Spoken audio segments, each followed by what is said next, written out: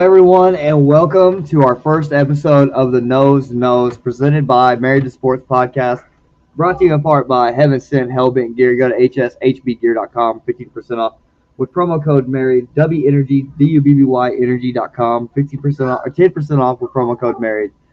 Uh, Heaven's, uh, Dugout Mugs and Styles, Apparel Styles with a Z, where we keep you in the latest fashion of women's styles and apparel. Guys, welcome to the Nose Knows featuring Rodney Bird. How you doing, Hot Rod? I'm doing good. And yourself? I'm doing good, man. So, tell us what the nose knows, buddy. What does the nose know? I was sitting here thinking about the Buffalo Bills going into last night's game. And a lot of people have been talking about Sean McDermott. I look at his record in the regular season. He's 93 and 48, which is a great winning percentage. But he's only 7 and 7 in the playoffs. He got to the AFC Championship game last year and lost to the Chiefs, and then hadn't made it since 2021 before that. And guess who they lost to? The Chiefs. Some of the stats I was looking at going into last night's game, the Bills are so inconsistent. McDermott's a defensive coordinator by trade. Listen to this. The Bills are ranked 12th in defense right now in the NFL. They allowed 322 yards a game and have given up 27 touchdowns. Now, who do you think number one defense in the NFL is right now? If I had to guess, I would say it was the Texans. You're right. Now, here you go. They're giving up 258 yards a game and only allowed 19 touchdowns going into this season. That's a big contrast. If you're such a defensive mind, how is this happening? Come on, we got to really get to the point where we're looking at Sean McDermott is one of the most inconsistent coaches. You know, why is it he has a great game plan during the season that allows him to have an elite winning percentage, but he can't get over the hump. He's 500 in the playoffs. What is it? I really But believe he changes his game plan too much. He tries to reinvent the wheel in the playoffs. You tell me all the time because you coach, you don't want all your film out before the important games. But sometimes it's better to have all your film out so you can make adjustments to what the other teams are doing. Don't you agree? so when I talk about film and not getting the film out, it's more like I've got a secret trick play I don't want you to see.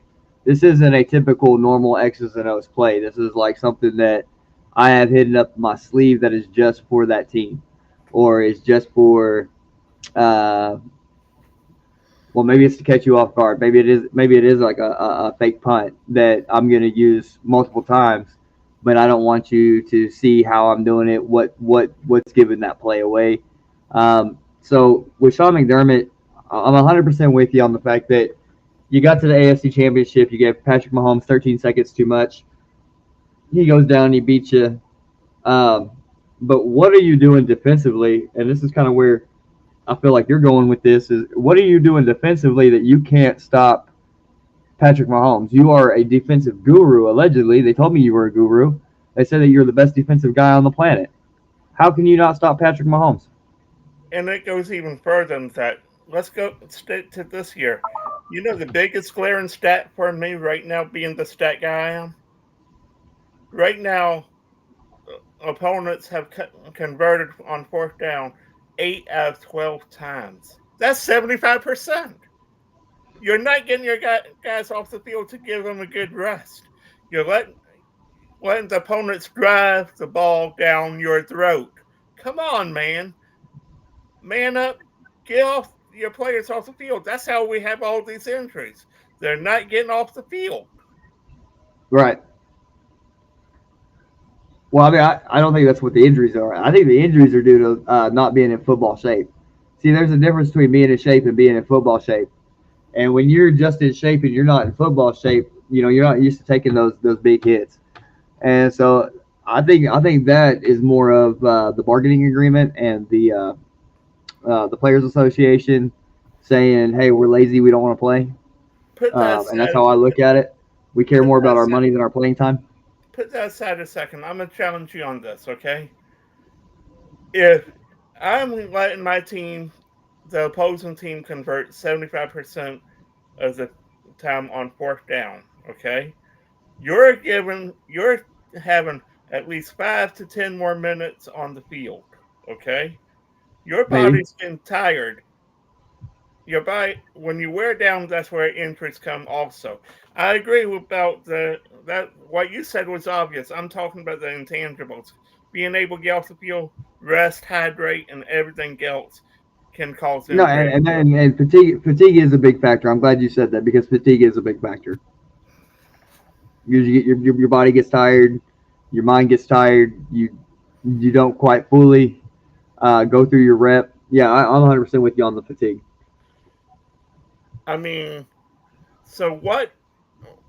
I don't know where the Bills go from here. I mean, they obviously probably need a change right now because you know what?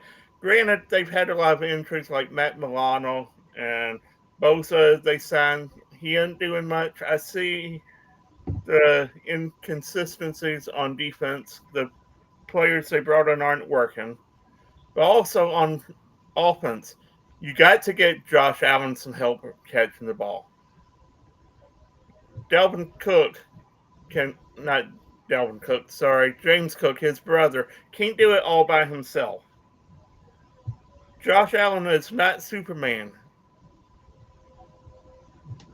So I'm glad you brought that up because that's kind of where I was wanting to go next. Was so you said you didn't know where to go, and you're absolutely right. If you're the Bills, you can't move backwards, right?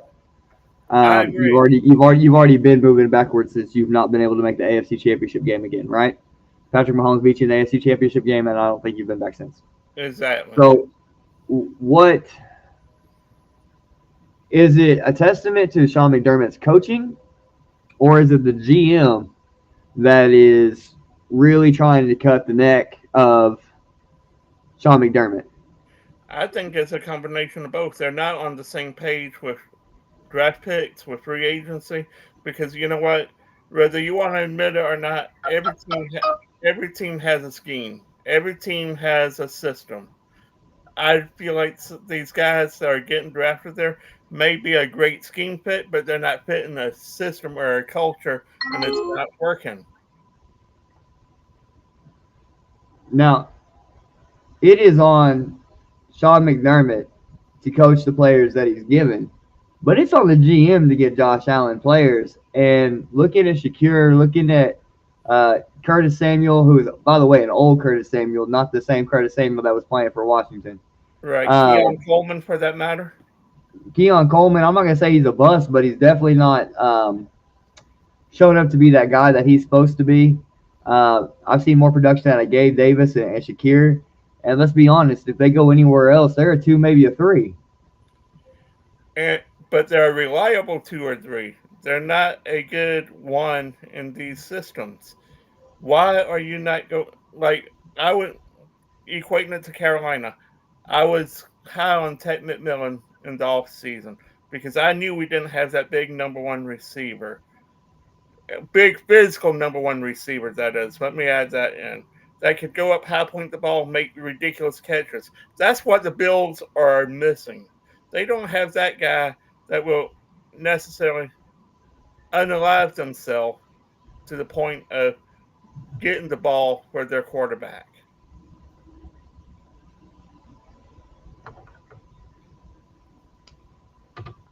I'm with you uh, to a degree, but I mean, I still think it's on the GM to get Josh Allen some help. Oh, I agree. I don't disagree. That's why I said both of them because you know what? If you sometimes as a coach you have to adjust to the players you have rather than making them fit a system. I know we did go back and forth on that all the time, but ultimately, is McDermott not adjusting to what he has and putting the best product on the field? That's the question. So let me ask you this. Keeping this on the coaches thing, kind of moving a little bit away from Sean McDermott. Yeah. If you are, let's say you're home. We'll go home. We'll go home with you. Let's say you're Carolina, right? Right. And let's just pretend for a minute. And I'm not saying they're going to, and I hope they don't. I kind of hope they give your coach a fair fighting chance. Okay, I think you guys have a good one down there. He's shown a lot of growth. I really like him. But let's pretend you guys get rid of your coach. You X him. Boom, he's gone. You have Kevin Stefanski or Sean McDermott. Who you taking? You know, that's a hard question. I like McDermott because I know his defense scheme, but I'm not sold on his offense. And you know what? Ultimately, Kevin Stefanski has proved, whether he's elite or not, has totally proved that he knows offense, but he does and has brought in the right people to have a defense with that team, but he's stunk up too. I would rather have the stunk up guy with something to prove. Give me Stefanski. I'm going to disagree with you here. You cannot tell me you have an offensive guy that knows offense if you can't get the quarterback spot right. That is the most important, crucial position in not only in football, but I think amongst all sports. The catcher is arguable. Okay, I do understand. But you have a quarterback that leads the offense. That if you have a bad quarterback, your offense isn't going to go anywhere. And Kevin Stefanski has proven that he doesn't know how to deal with one of those. He had one in Baker Mayfield and won a playoff game, and then got rid of him for Deshaun Watson, who that really hasn't panned out. No, you're right. But there again, I'm going to ask the same question that you asked me about Buffalo, okay? How much is that on Stefanski or ownership? Because ownership has trumped a lot of moves that Cleveland wanted to make.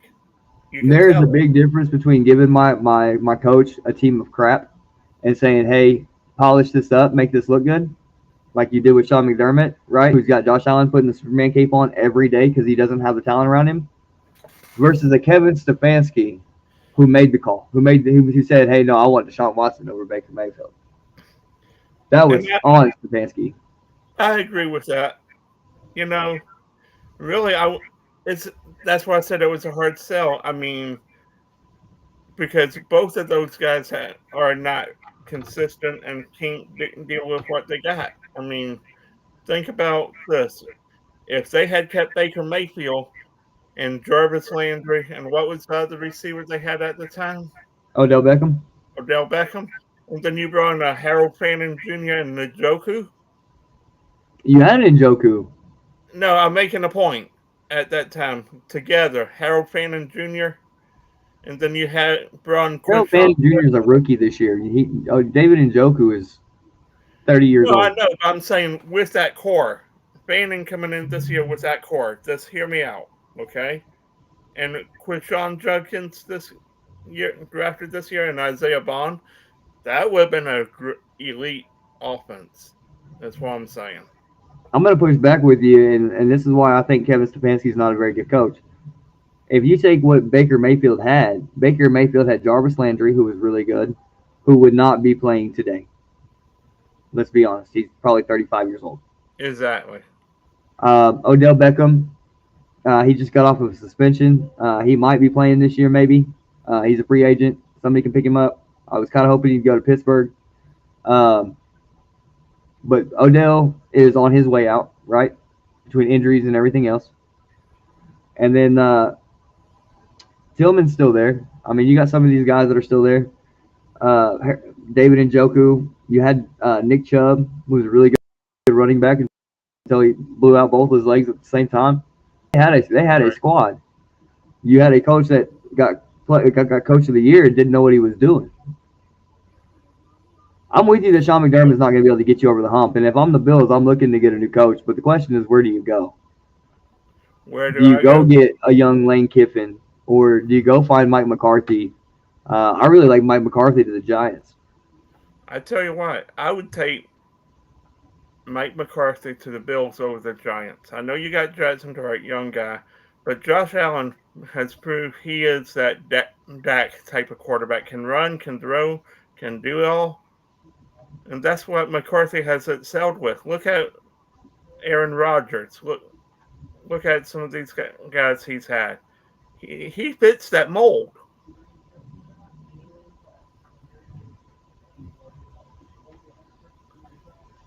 You agree with To that? all the Buffalo Bills fans out there, don't take me personally. I don't like the Bills. I think Josh Allen is overrated, and I don't want to see Mike McCarthy go to the Bills. I'd rather see him at the Giants. I'd rather see him at some place that I can actually root for him. And I respect that, but I'm saying the same type of quarterback he's had success with. That Josh Allen is that guy. That's all I'm saying. Josh Allen can be that guy. He's shown to be that guy, but he's also shown that he can turn the ball over a lot. And Granted, I agree. you had one anomaly year where you didn't turn the ball over, and then here we are again with you turning the ball over. So I think you're moving backwards. I think it's counterproductive. I think Sean McDermott's going to continue to be moving backwards because if you're not getting better, you're getting worse. And I think he's hit a ceiling.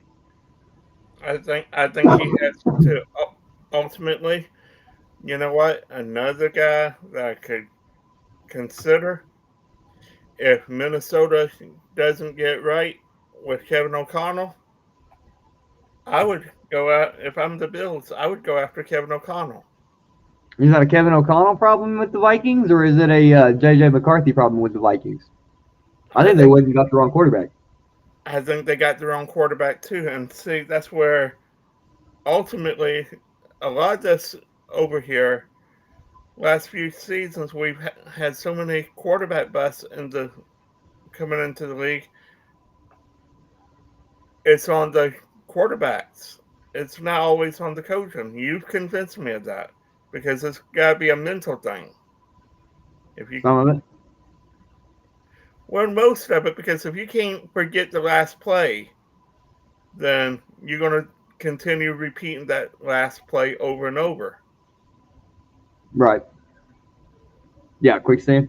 Exactly. I'm with you there. And a lot of it is mental. I mean, you got to get over that mental hump. You've got to know that that play's over. That play will never happen again. And this is what I tell my players. That play will never happen again. You might have hundreds similar, but that exact play is over. That exact play will never happen again. It's in the past. Might as well just move on, learn from it, and move on. It's better to learn from it and move on now than repeat your mistakes down the road. And you So put that in life or football. I have a question for you. We looked at the GM and McDermott at Buffalo.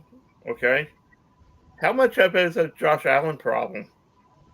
If Josh Allen can't get out his head with his mistakes, he's repeating the mistakes over, turning the ball over a lot. How much of it is a Josh Allen problem and not either the GM or the coach? So when I find Josh Allen turning the ball over, I find Josh Allen struggling, like trying to come back, trying to mount a comeback. Maybe somebody's Right. put up points and he's having to make a comeback. And what he's trying to do is he's trying to thread the ball through tight windows. And when he tries to thread the ball through tight windows, he gets picked. And it's nothing. I don't think that's necessarily on Josh Allen, except for you got to make better decisions. I think it's more of a. I don't think it's a middle thing. I think it's more of a. I got this. I can do it. Oops. Took a gamble. I agree. Too risk. And you know, Kenny Rogers always sung that song. You gotta know when to hold them and know when to fold them. Yeah. And you know, one of the biggest mistakes in quarterbacks I've seen in the last couple of years, they're holding on to the ball too long. They're not throwing the ball out of bounds. They're taking the sacks, and a lot of times these sacks are causing the fumbles the way they're getting hit. Yeah. Probably if you think you saw it, you probably did, and it's over with. You missed it. Exactly. And no, I agree. I think timing on a lot of these quarterbacks is a lot of their problem. Baker Mayfield is a lot like Josh Allen in the sense that when he's playing from behind and he's got to thread it, he's not afraid to try. Sometimes it costs his team. Sometimes he has a fourth quarter comeback. At the beginning of the season, it worked well for him. At the end of the season, it's not been so great. You know what I mean? And on our podcast, you remember the one question you and I went at what point do you lose the magic? You can't have the magic coming from behind all season. I mean, this is where it's a fine line, is because there's a difference between magic and skill. Magic says I only do it once every 100 throws.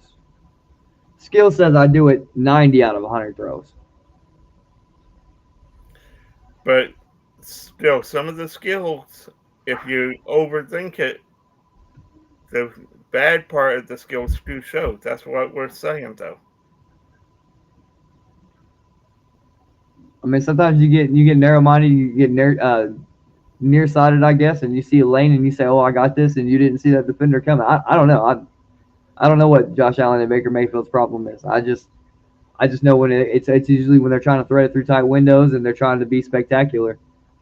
It's not like Josh Allen is just in his head and, "Oh, I'm a bum," and he goes those picks. There's guys like, and I don't want to pick on Desmond Ridder, but I'm going to pick on Desmond Ridder for a minute.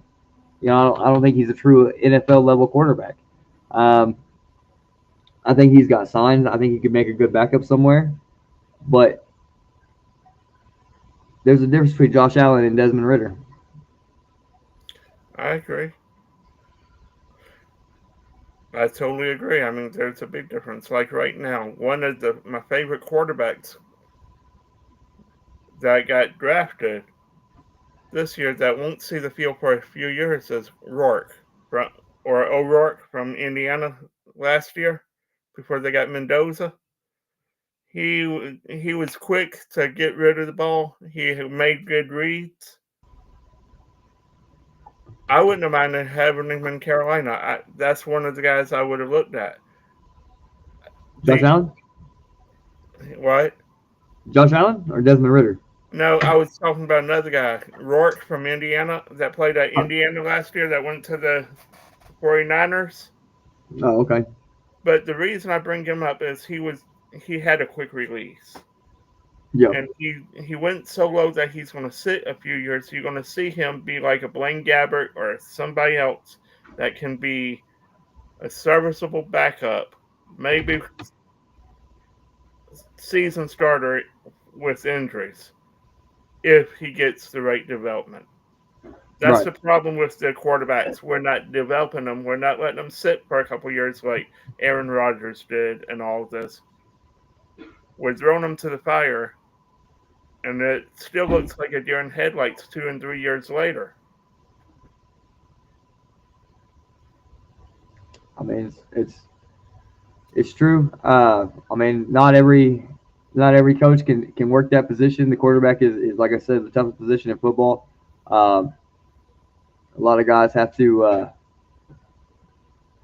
I think a lot of especially offensive guys, need to get better at it. Oh my goodness, I'm reading these TikTok comments, and here we go. Mendoza this, Franklin that, Lions, blah blah blah. Yeah, I would like to see quarterbacks get developed better. One of the things that I think is tragic with Shedeur Sanders is he's not getting the development he needs. He's not getting the development mentally. He's not getting the development physically. He's not getting the reps. He's just now getting some reps with the ones, and he's supposed to be the starter this weekend. I think the Browns have done a injustice to Shedeur by not giving him a fair shot at it, giving him a fair chance to compete. You could say the attitude, you could say this and that, but when you look at it and you really dig into it, he didn't have any off-field issues. So you told us about speeding tickets. Then you wanted to push the narrative that he's lazy, and in reality, it's reverse nepotism. And so I think the Browns and Kevin Stefanski and Sean McDermott, I think with the Bills, John Harbaugh with the Ravens, I think all three of those coaches need to go. The only question is really, where do you go from here? And to be honest with you, I'd be pulling up guys like Lane Kiffin. I'd be pulling up guys like Well, you already got Kellen Moore up there. I'm sure they're going to try to give Eberflus. He's a bum, but I'm sure they'll try to give him a job again somewhere. Mike McCarthy deserves a job. Um, yeah, dude. I mean, there's The Nodes does know this one, and this is where we're gonna start here. You know what? Zach Taylor in Cincinnati needs to go because if not, you're wasting Joe Burrow's prime. You're yeah. You wasting. know, I was surprised they didn't fire him last year. I agree. I mean, but Joe Burrow is the last of the real gunslingers that we'll ever see because we've adapted this college offense and the pros, whatever you want to call it, spread offense. And you know what? It's sad to see somebody like Joe Burrow with the moxie he plays with, the guts and gusto he plays with, always getting hurt, always not being able to perform because of injury. Well, part of that's on the GM too. I would have fired him for not getting Joe Burrow any help. I agree. You got him help offensively. Don't get me wrong, T. Higgins and Jamar Chase. But at the same point, that defense has been trash, and you put all your money on the offensive side of the ball to help Burrow. Doesn't the defense help Burrow too? I mean, I'm asking for Joe Burrow. Doesn't the defense help me out? it would help him out. I mean, but they can't stop a nosebleed and they got rid of. I mean, other than Trey Hendrickson, you got rid of Logan Wilson. That was your other best player. Like outside of that, who do you got? And That why was do you bad. trade your next best player? All right, why not trade Hendrickson if he truly doesn't want to be there and take your lumps and keep somebody that is a decent player so you're not bare cabinet? You get what I'm saying? Instead of getting picks, why didn't we trade Micah Parsons to the Bengals and get Trey Hendrickson and Logan Wilson? I could see that. Go get Gilly out. You should have went and got Gilly out of the free market, put him at safety. Donovan Wilson, he can go work at Walmart. He hasn't figured out the NFL, and well, it's been too long. I agree. What else we got? That's it, Bird. This is it. We actually ended up going 12 minutes longer than what we said we were supposed to. You're supposed to go on a 15-minute rant. We appreciate you guys coming out. Appreciate you being here. This is Brandon from the I'ma Say It Rook, and that's Rodney the Nose. All right, wait. We'll till next time to see what's on the table. Have a good night. Peace.